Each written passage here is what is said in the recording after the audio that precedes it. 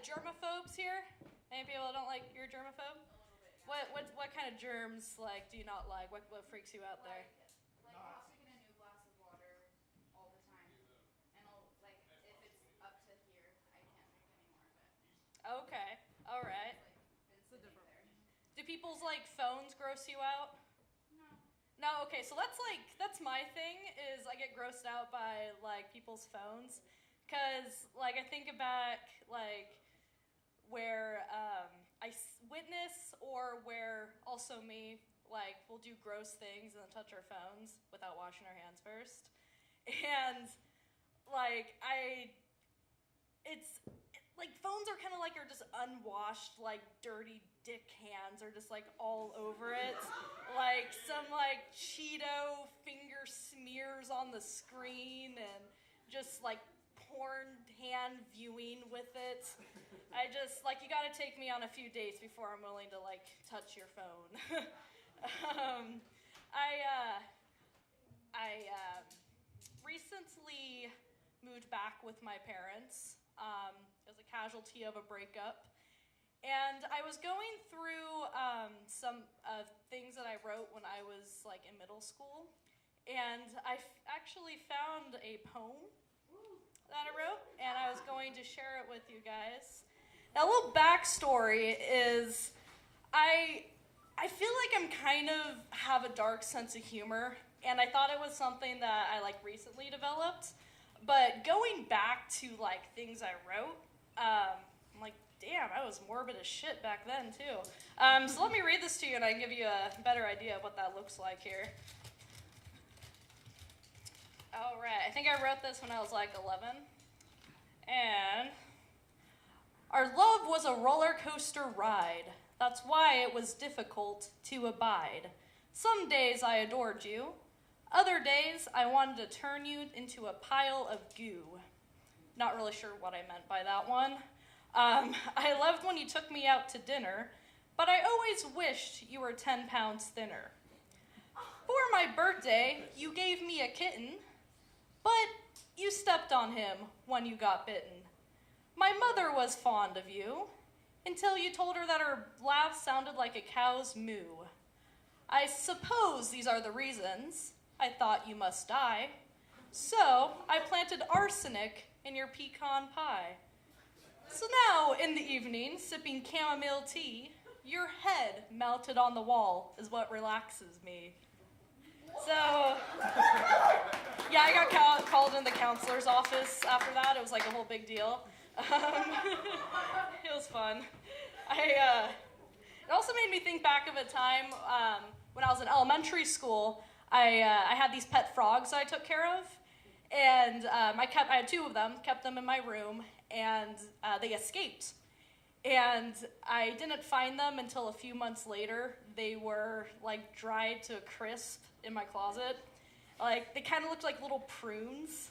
And I felt so terrible. I failed as a 7-year-old frog parent. I let my frogs just escape and get all dried up. And I was gonna make these little coffins for them out of raisin boxes. And I painted the raisin boxes and put some glitter glue on it and stickers. I should have decorated them before I put the frogs in there, because it just made it kind of weird decorating it after the fact. And then I ended up taking them to school, showing some kids, freaked some kids out, and I ended up putting them in my back pocket, and I sat on them. So they turned from frog prunes to frog fruit leather. And then my teacher saw them and just threw them away. That was it. I was gonna plan this whole frog funeral of being able to say some beautiful words about them, lay out some flowers, but nah, they just got thrown away. It's probably the reason I'll never be a parent, because I can't take care of frogs properly. I said I recently moved back to my parents' house. It's been pretty interesting. My parents have a pretty interesting dynamic. My mom talks all the time. Like, she's one of those people where she'll use the phrase, to make a long story short, after telling you a 45-minute story that you were there for. And she also, like, she kind of, like, makes up her own words because she tries not to cuss. And the other day I heard her in the kitchen, she dropped something, and she's like, oh, good gravy, fuck! And it's like the best thing to hear your mom say, like, gravy fuck? Like, what is that? I never thought I'd hear my mom say that. And then, like, my dad, on the other hand, he just doesn't talk at all. Like, he does, if I ask him a question, he just kind of mumbles an answer. And I'm still trying to figure out if he said, I'm proud of you, or you were a mistake. Like, I'm still trying to figure it out. He also, like, I have a lot of traits more on my dad's side than my mom's side, I feel like. Like, my dad and I, we only, like, say that we love each other, like, if it's, like, a Facebook message post for, like, a birthday, or if we're gonna be, like, if one of us is going out of town for, like, an extended period of time, then we'll say that. Whereas my mom's just, like, she'll just walk through the door and it's like, how are you guys doing today? Oh, I love you, we're such a happy family.